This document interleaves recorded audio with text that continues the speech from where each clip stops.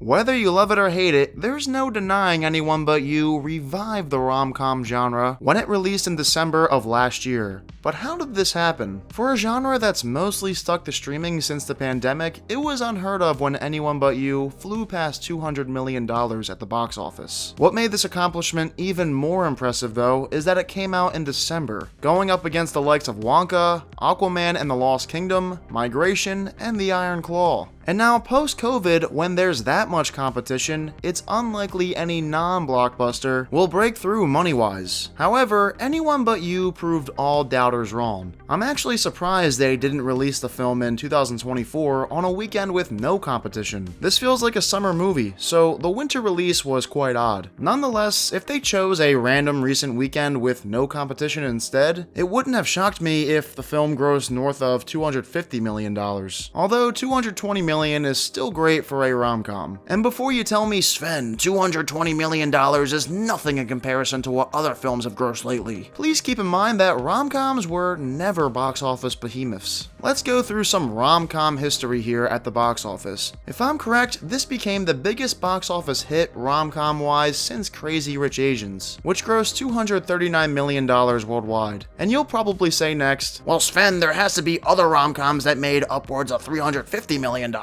And sure, that is true, but that was also back when the genre was more popular in theaters, pre-2010. From my research, I found only 2 rom-coms have grossed more than $400 million worldwide: Pretty Woman and Sex and the City. As you get closer to 2010 in your research though, you'll find that rom-coms were no longer hitting that $350 million mark. The Breakup made 205, Knocked Up made 220, and The Proposal got to $317 million. But the 2010s for rom-coms were pretty gloomy at the theater. As a matter of fact, Crazy Rich Asians was the highest grossing rom-com of the 2010s, barely squeaking by Silver Linings Playbook, which made $236 million worldwide. And then after COVID, it seemed like this genre was doomed forever. No theatrical rom-com even came close to hitting $200 million. 2021's best candidate was Licorice Pizza, only grossing $33 million. 2022's Ticket to Paradise put up much more of a fight, grossing $168 million, but still $32 million short. And No Hard Feelings in 2023 couldn't even surpass $90 million worldwide. So the truth was, this genre desperately needed a movie to get people back in theater seats. Luckily, Anyone But You was the film that stepped forward, grossing the as mentioned $220 million total at the box office. So how did this happen? First and foremost, look at who stars in this film. Glenn Powell and Sydney Sweeney. These are 2 of the biggest stars in Hollywood right now, and arguably both are in their prime as far as popularity goes. In this day and age with social media, what the rom-com genre needs are 2 actors who the younger crowd obsesses over. Sydney Sweeney got her fame from Euphoria, and it's safe to say most young people who know her would likely consider Sydney as one of the hottest young actresses working in Hollywood today, because we all know that's what sells. I'm not sure if Sydney is more popular for her talent or her looks, but nevertheless, she's gotta be in the top 10 most famous people in Hollywood conversation right now. Same goes for Glenn Powell. Dude clearly has lots of talent as seen in Top Gun Maverick and Hitman, but also is very popular amongst the young crowd for reasons other than talent alone. This now takes me into reason number 2 as to how Anyone But You became so successful. The marketing for this film was on point. For months, people speculated Sydney and Glenn were dating. It wouldn't surprise me if those rumors are still a thing to this day. On social media, when the film released, the crew displayed affectionate on-set photos between Glenn and Sydney, causing chaos throughout TikTok, Instagram, etc., sparking the dating rumors. Even if it was all just fun and games on their part, I have to say, what an excellent idea. Make people think you're dating, causing them to go crazy on social media, and therefore, Gen Zers will want to see your movie. Brilliant strategy. Also, their choice in soundtrack was top tier, most notably their pick of Unwritten by Natasha Bedingfield. Easily the most memorable moment of the entire movie comes at the end, when they're all dancing around at the wedding and Ben's Serenity song Unwritten begins to play, leading into a credits montage where cast members sing the song in different locations. I gotta admit, I had a lot of fun watching this, and clearly audiences did too. I bet whenever someone plays Unwritten now, they'll think of Anyone But You first. Kinda like how people associate Murder on the Dance Floor with Saltburn and Running Up That Hill of Stranger Things.